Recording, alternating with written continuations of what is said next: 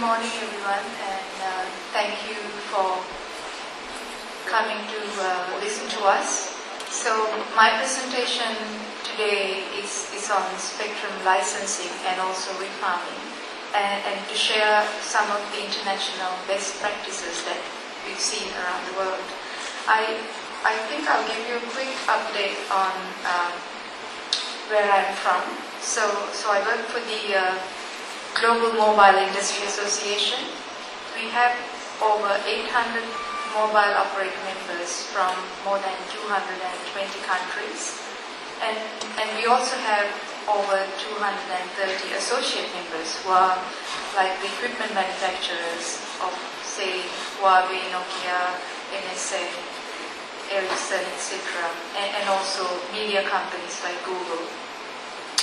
And we have offices in 9 countries. I look after the Asia Pacific region, so I look after the spectrum policy and regulatory issues for our region in the Asia Pacific. So Thailand is a very important country for us. So I hope I will get a chance to share some of the learnings that we have seen from the world. And also I'm very happy to take your questions as we go along or at the end. So I will leave it up to you. And I'm hoping that this will be more of an interactive session than me just talking all the time. So I'm looking forward to getting some of your questions. So what do? We are a global industry voice for the future of the mobile industry. We have many forums so that the industry and stakeholders can come together and discuss ideas like this. This could be a good example. We also advocate policy and best practices to different governments and regulators. So we work very closely with your regulator in BTC and also other regulators in the region. And we also do lots of research papers, we commission reports, and these are freely available on our website that we share with you on different topics. And we also hold 2 big events, the Mobile World Congress in Barcelona, which is the biggest event for the telecoms industry, and a smaller version of that in Shanghai for the Asia Pacific region. So this is just a snapshot of some of the issues that as an industry association we look at. And as you can see, spectrum is one of the key issues that we are looking at. So I guess without spectrum you cannot have a mobile or broadcasting or satellite or any kind of network other than cable and copper. So for all other networks you need spectrum. So it's an important thing, and I'm really pleased that we are having this session today to discuss how Thailand can look ahead, look forward to getting into the global way of allocating and managing spectrum. So before we get into the actual issues that Thailand might be facing, which I don't think I have to actually tell you, you probably will know much better than I do. I just want to take a step back and present some of the key issues that regulators and the governments have to think about when you talk about spectrum. First, there needs to be a body like NBTC, like your regulator, to administer and make sure the spectrum is made available to the public. So I understand that NBTC was set up quite recently in comparison to the rest of the world. So previously the way the spectrum has been assigned and allocated is quite different in Thailand to the way it's been done in the rest of the world, including in many of the Asia Pacific countries. So the entity, the regulator who's looking at these things, have to look at how can we allocate the spectrum. It has to be harmonized with the rest of the world. We can't have cross-border interference. And also it's really important to have a roadmap of upcoming spectrum. They have to look at the spectrum policies. What are we trying to achieve? Are there any national issues, national goals that you want to achieve. You have to look at efficiency. Are the people who have the spectrum, are they using it efficiently? Then how do you actually allocate the spectrum? Is it by auction, which is, I think Thailand had one of the 3G auction. So it's a good example of moving to a new regime. And then what are the obligations of the spectrum holder, their rights and obligations? So these are some of the things that when you think about spectrum allocation that you need to consider. A key issue that would be very important to Thailand is the technology neutrality. What that means is if you have a piece of spectrum, it shouldn't matter what technology you deploy in that band as long as there is no interference and it promotes the goals that you had in mind when that spectrum was allocated. So for an example, if I'll give you an example. If you look at Australia, New Zealand or Hong Kong, so if you have spectrum in the 900 MHz band, it was originally used for 2G. And then even this is true for Thailand too. So now you can have 3G in 900. So AIS has a 3G network in 900 in Thailand. So which means that it is technology neutral. So you don't have to worry about going back and asking for permission to deploy a more efficient technology. So that should be the norm, that the people who have spectrum are able to move to more efficient technologies when the business case is right for them. So what we've seen from international ways of doing things, including actually when I talk about international, just want to just say that we have a lot of good examples from within our region, from the Asia Pacific region. For example, New Zealand is the first country in the world to allocate spectrum in a market-based way. And then the rest of the world has followed. So we don't always need to look very far.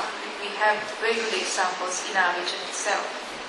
So what we see more and more, the method is a market-based allocation method, like an auction. And it's at a price that reflects the market value. So the government is not looking at maximizing revenue for the government. So it is getting a fair return because there's an opportunity cost of spectrum being used by one entity. And so that means somebody else cannot use it. So of course there is a fair price that associates with spectrum, but it should never be about maximizing revenue for the government because it should be looked at as a long-term investment for the future of the country. Because if you have a good communication system for the country, then all other sectors of the economy also develops. So it's most countries who are forward-looking think about spectrum as an investment for the future. And I mentioned before, it is a neutral and also a transparent way of having access to spectrum. It's very important. So this is just an example of what spectrum auctions are. I think I'll just skip that slide because Thailand is getting into this space, which is really good to see. And this is a very efficient way of allocating spectrum. But it is not the only way. So what we recommend is that the regulator and the government always consult with the operators and other stakeholders first before making a decision to see what is the best way to allocate the spectrum, getting the spectrum into the market. And I guess the biggest example or the issue idea that I will share is that the importance of having a stable framework. So if there is no stable framework, people will not invest. So I will get into more detail about, maybe I'll touch on that just now.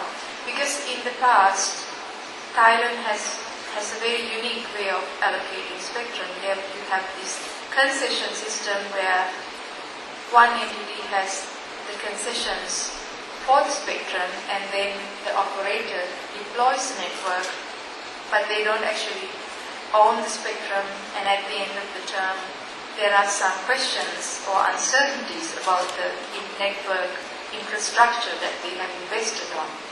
So there are many uncertainties in the old system that Thailand has followed for so many years, because the concession holder is not the network operator.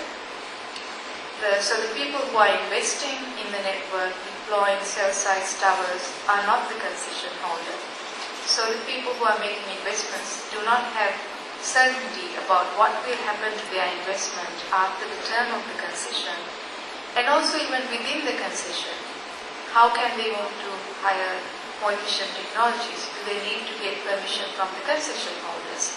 So there are so many ambiguities and complexities associated with the way Thailand has in the past allocated spectrum. So it's not this is not a criticism, it's just maybe discussing as it is.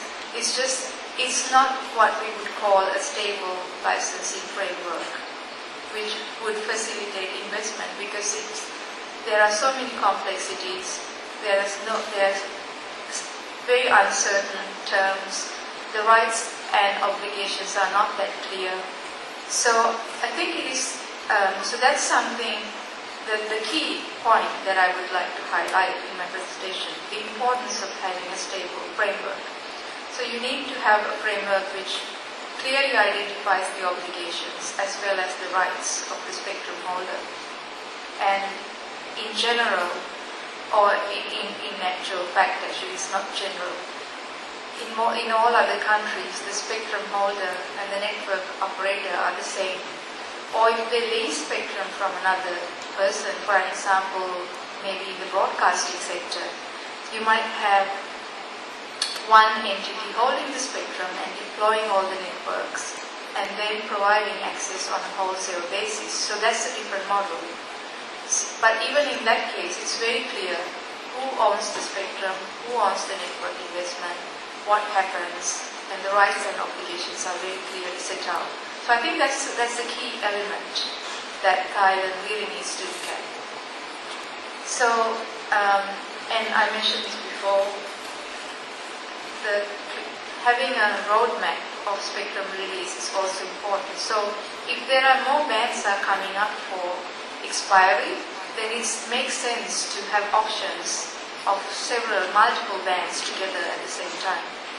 Not only does it increase the value of the spectrum, but it also provides certainty and a path for the network operators who want to deploy services. And then I think the next point, which is on the slide,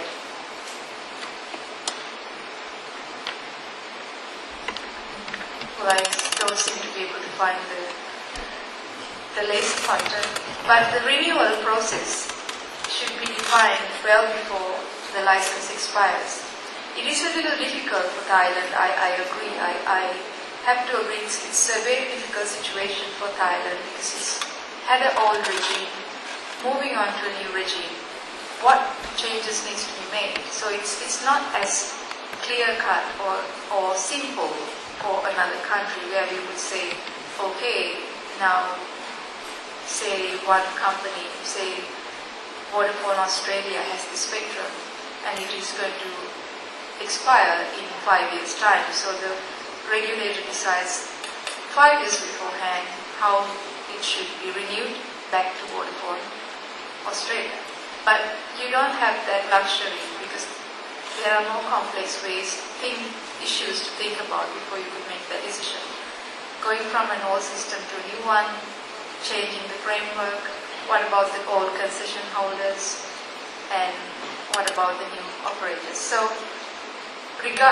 nonetheless, it is really important to establish the approach 2 to 4 years in advance of the license expiry. So it's good to see that Thailand's got this on its agenda, because I understand some of the spectrum would expire in 2018.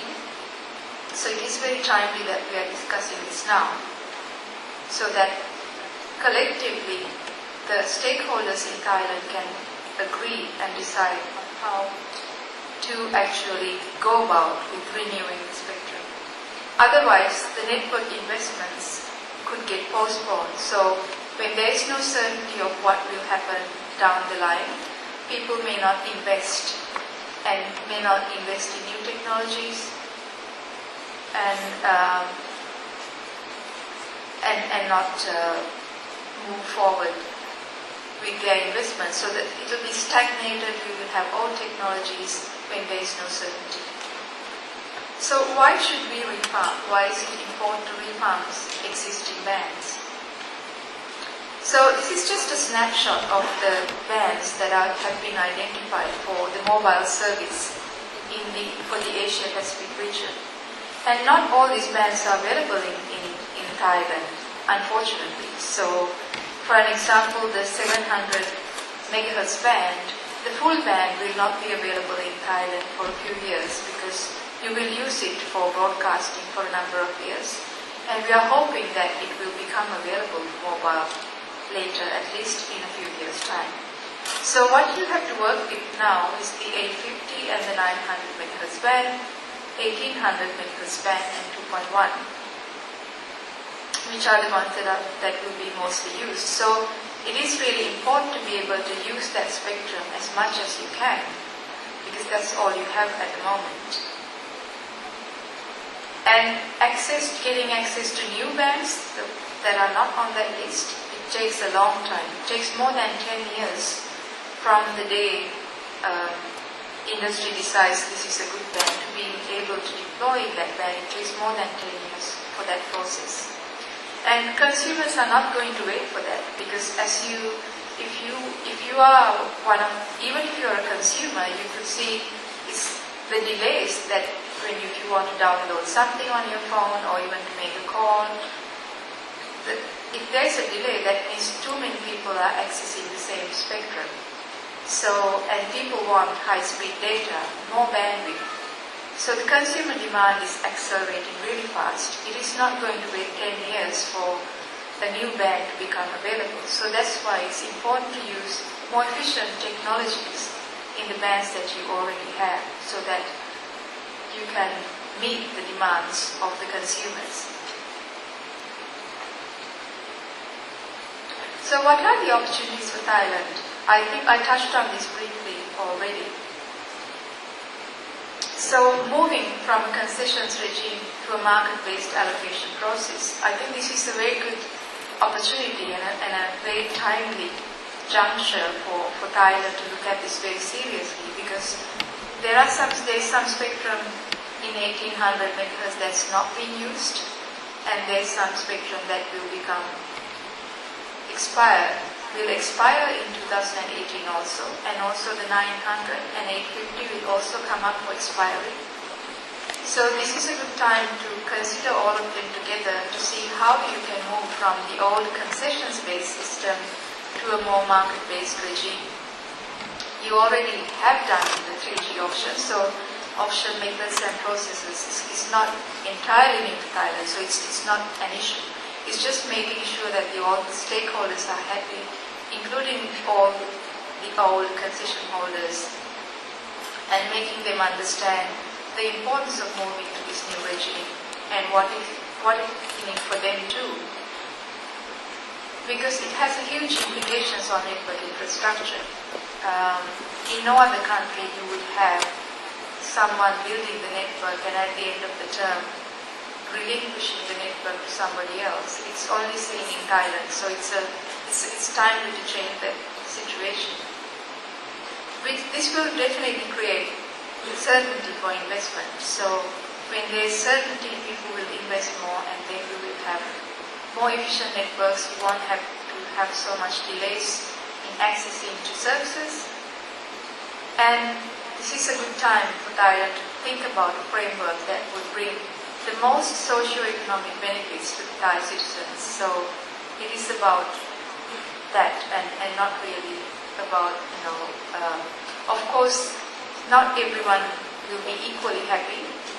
So, but you have to think about what is actually best for Thailand in the long term. Can you be an outlier and do something completely different to the rest of the world? how does it implicate in terms of investment, harmonizing with the world, and getting the best for the Thai citizens. So just to summarize, I have summarized some of the best practices that we've seen in the world. The spectrum needs to be harmonized with the rest of the world, at least regionally. Needs to be technology neutral. And the primary goal should be to maximize the optimal use of the spectrum. And having a market-based allocation, such as auctions, is an important. And the price needs to reflect the market value and not maximize revenues for governments. And the method of allocation should be competitively neutral and transparent. And we've talked about the auctions before. And the spectrum roadmap is a very important thing, so that people know what other bands are coming up. And to have multiple band auctions, if possible, is also a very good thing. And down the line, I think it would be very important for Thailand to consider enabling spectrum trading, so that if one party owns spectrum, they are able to trade it or sell it or sublease it to somebody else to use it if they don't need it. And a stable licensing framework is really important to facilitate investment, and the renewal approach should be well defined. And I'll just leave you with some of the publications that we have. You could go to, I'm sure you'll get a copy of my presentation, so feel free to check out some of the reports we've done on licensing, renewal, refarming. And if you have any questions, you could also, of course, ask me now, and you are welcome to drop me an email at the email address. Thank you very much. Thank you, Chris. I think it's very important for all of us to be hearing some thoughts and insights from this topic from someone who have this high credentials as you are. And I'm sure that all of us value what you have just given to us with these comparisons and these contents. Thank you very much, Chris. ขอบคุณ Chris Pereira จาก GSM Association สำหรับการบรรยายครับ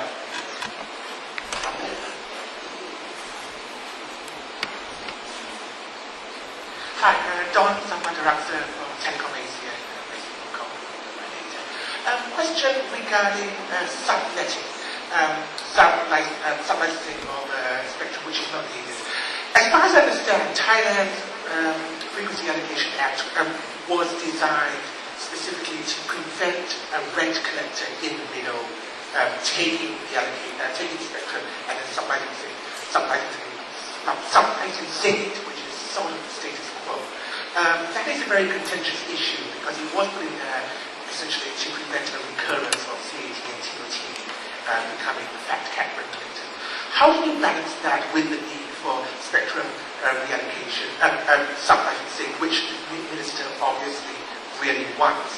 But a lot of people, I guess, from the older days see the dangers thereof. Sure. I think there are two sides to that question. In most countries, subletting is not allowed, but trading is allowed. So you could sell the spectrum if you're not using it. So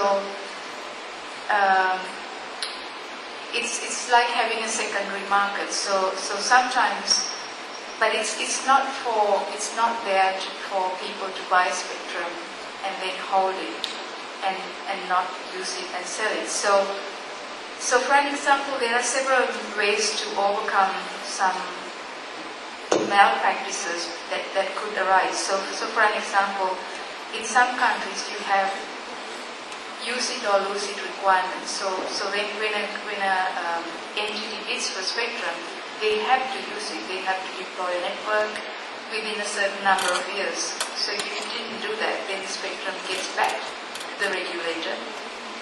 And even though you may have paid that price, because you signed a contract saying, I will deploy a network within 5 years to 50% of the population, etc. So there could be different criteria. So that's one way of making sure that people don't hold on to spectrum as and they get spectrum with the intention of reselling at the highest price instead of actually deploying networks. So that's one way.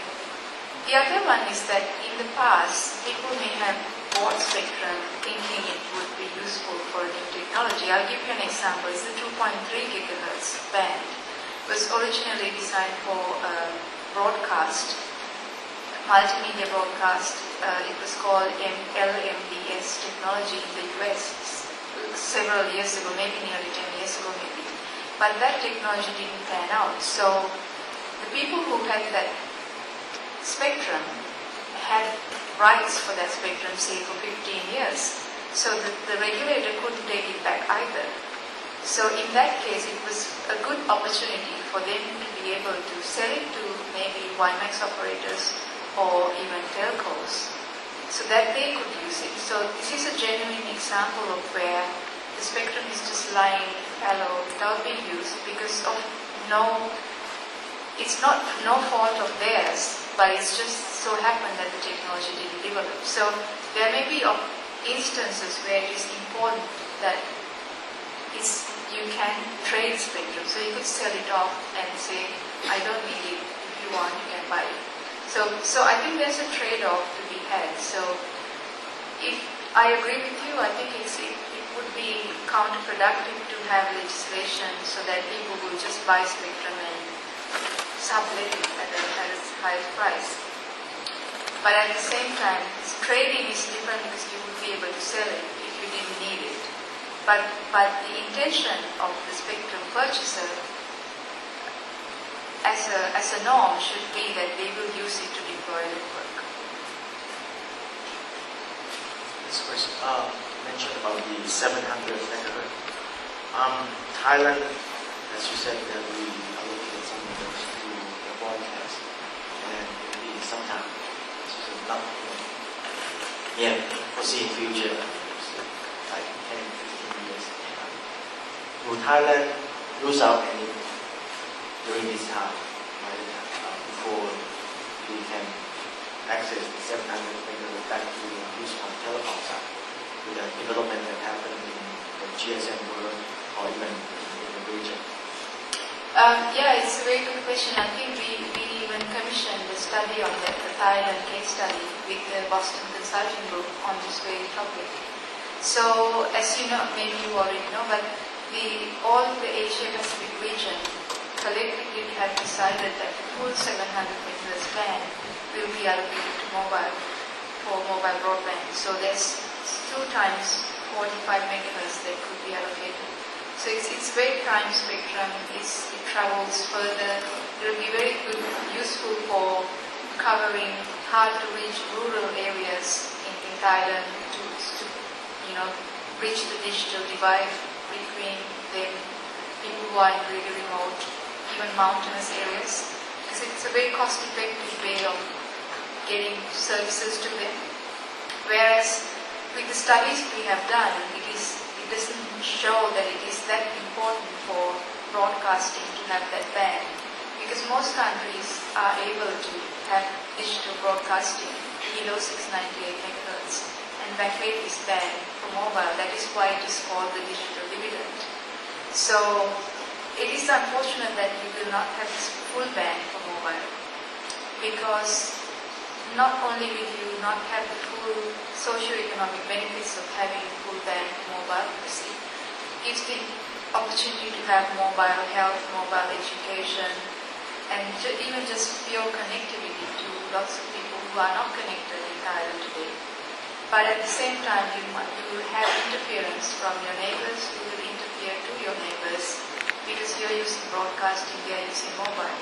And this reduces the amount of spectrum that you could use on both sides. So it's a lose-lose situation for you as well as for the neighboring countries. So I guess what I would really appeal to the Thai government is to, if you are having some licenses for part of the band broadcasting, please make them interim licenses and try and vacate them as soon as possible, say within the next 5 years, because even the countries around you are going to deploy mobile broadband by 2018. So the fact that you will interfere into them is also going to be an issue, and broadcasters might have to have exclusion zones close to the borders because there's a regional agreement for using this band for mobile. And Thailand is doing something against that agreement.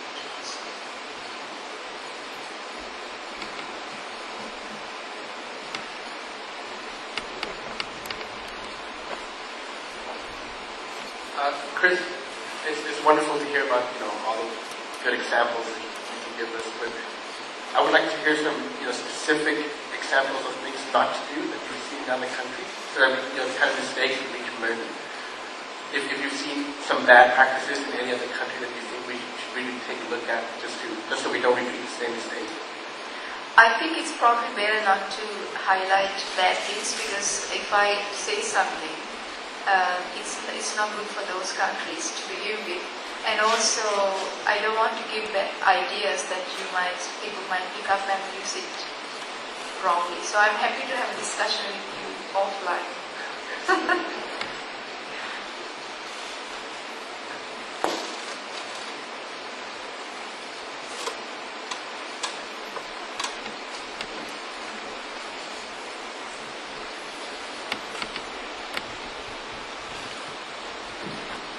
Yes, please. We have some question.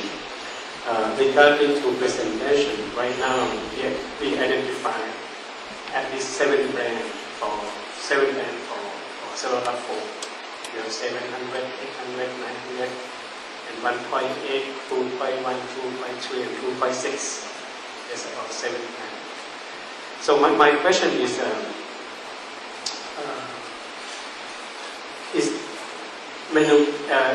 manufacturer, right now we have manufacturer for the switching. It's not too much. Maybe it's just Siemens, Nokia, Motorola, and somewhere else.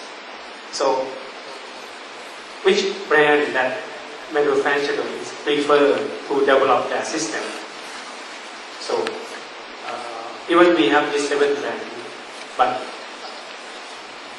I think but I don't know which brand that manufacturer is prefer to go or prefer to develop their system. It's a good question.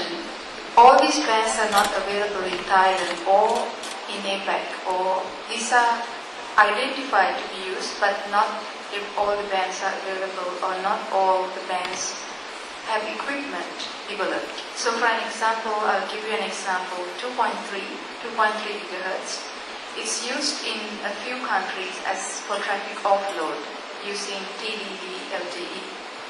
So for an example, Hong Kong it's just a TDD block that you can use for offloading traffic in high capacity areas. It's too high a band to be used as a national network.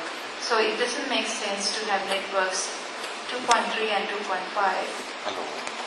You cannot have nationwide networks in those bands because they are too high. The frequency is high. The higher the frequency, the distance the radio wave travels is smaller. So to give you an idea, if you were to have a network in 700 or 800, you would need about 4 times more towers and cell sites to have in 2.1. So when you look at 2.3 and 2.5, it's even more. So you would need about 5 times more cell sites and towers to deploy to cover the network. And in mountainous areas, you might even need 10 times more. So it doesn't make sense from an investment point of view. It doesn't make sense from an environmental point of view, and also from cost point of view to have nationwide networks at high frequencies. So you use high frequencies for situations where you need high capacity, high speed, high data in urban centers. And you use lower bands, 700, 800, 900 for coverage. So use for sparsely populated areas, even suburban, rural, mountainous areas, you need to use lower bands. So operators need a combination of bands because you need to cover areas, but you also need to provide capacity. So even in, say, Phuket or Ayutthaya or anywhere, in the town centers, you would have more need for data. More people will be accessing the same band. So you need more spectrum. But if you go to the fields where you have rice fields, then not many people will be using a lot of data downloading. So they might be okay just to have a lower band in that area. So for blanket coverage, you need a lower band, and for spots, you need capacity bands. And 2.6 hasn't developed much at all in terms of ecosystem, in terms of equipment.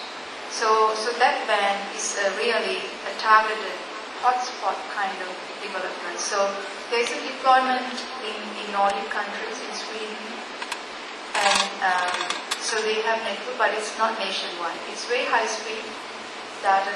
You can have them for very high speed needs. But you need 1800 is a good compromise band because it's not as high. So you are able to provide capacity using high technologies, because for 1800 now there's the 4G networks already deployed in Asia. So you can have very efficient technologies, high capacity in the 1800 as well as in 700, which is developing very fast. Did that answer your question? So even though there are actually on paper here 7 bands, not all of them can be used for all situations. So it depends where you are using it and for what. And also you have to look at the equipment availability. And if you look at a handset, not all these bands are available on a handset. So the cheap handsets at the moment will only have maybe 900, 1800, 2.1. And in some handsets, 850, 1.8, 2.1. So because the more bands you try to put into a handset, it becomes more expensive. And then with the current technology, the total number of bands you can have with the current technology is 6. So you cannot have all this at the moment anyway. And if you want to have a combination, you have to be willing to pay a higher price for the handsets also. So that's why you need to be able to use less bands as much as possible and be able to reuse them and in the most efficient way. Yes, thank you. But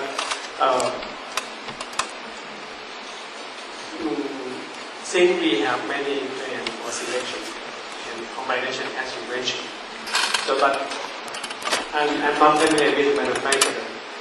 I don't know if manufacturer have preferred idea which plan that they develop and they plan to develop.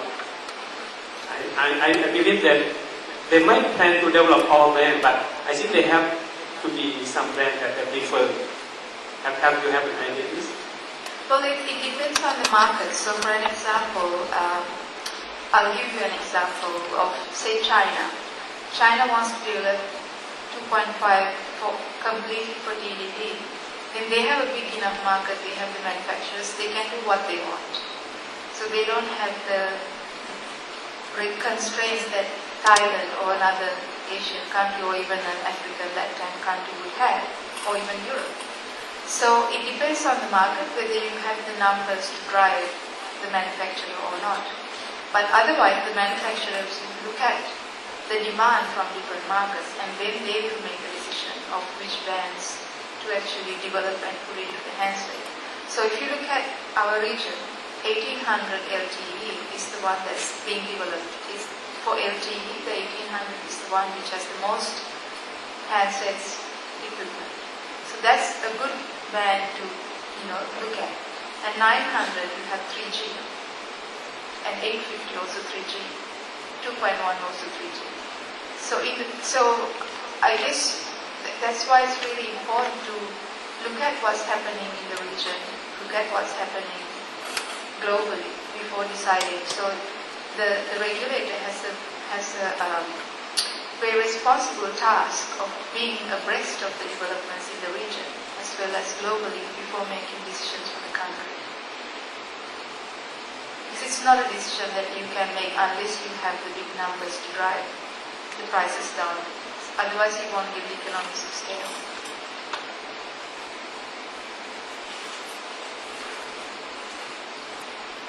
มีใครสนใจจะถามอะไรไหมครับโอเคครับ Thank you Chris again for your insight it really I find it really valuable for all of us Thank you again Okay ในโอกาสนี้ก็ผมขอเรียนเชิญคุณวิชัยเบญจรงคกุลมอบของที่ระลึกแด่คุณคริสเพเรราครับ